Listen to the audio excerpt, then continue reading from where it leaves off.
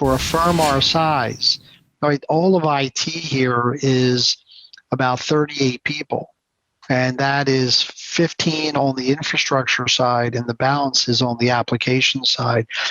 And when we tell them, we're doing about 225 sprints a year, we deliver over 100 projects a year, we deliver over a dozen epics a year, large projects.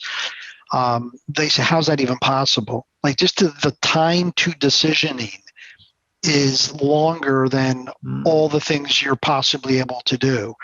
So when we explain the efficiency in reducing time to decisioning, which was one of the biggest latencies of a project, is you focus on two things. You focus on reducing the time it takes to make a decision, and you provide enough context and intelligence for the business people to make decisions that have less of a probability to change their answers. Because there are the two problems: how long it takes, and then the rework that gets introduced because, well, I didn't know that, right? You're 6 weeks down, you went off and you build something, and then when they saw it, they say, oh, I don't like that. Well, we talked about it. Well, oh, I didn't know it was going to look like that. So, a big concept is seeing is believing. So more wireframes, more very specific detail. So if you could do just those two things, reduce time to decisioning, reduce rework by giving the business better forensics and information, you have accelerated your ability to execute with just those two things. I love that. So in today's environment, just being able to increase the pace of acceleration and you're doing it without the collateral damage that would come, which might be the rework. Just because someone's going faster doesn't necessarily mean it's accurate and doesn't have to be redone at a later time.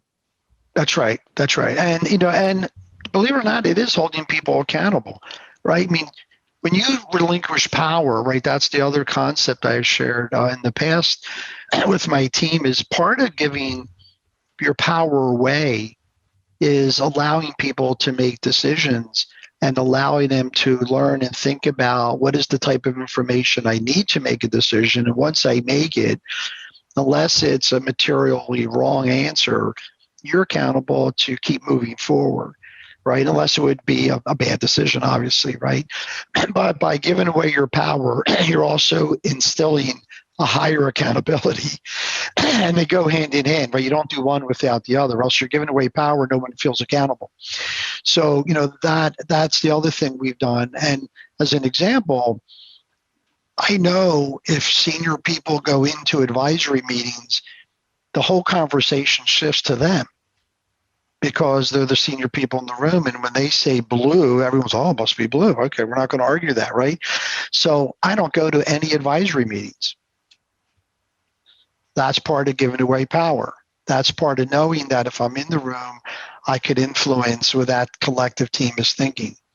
And I may influence because I'm not in all the grooming sessions and all the working sessions. So I may come in, hear 5 data points out of 30 and think, oh, why don't we head north? And they go, oh, yeah, okay, we could do that because maybe north wasn't wrong. It just wasn't the optimal answer.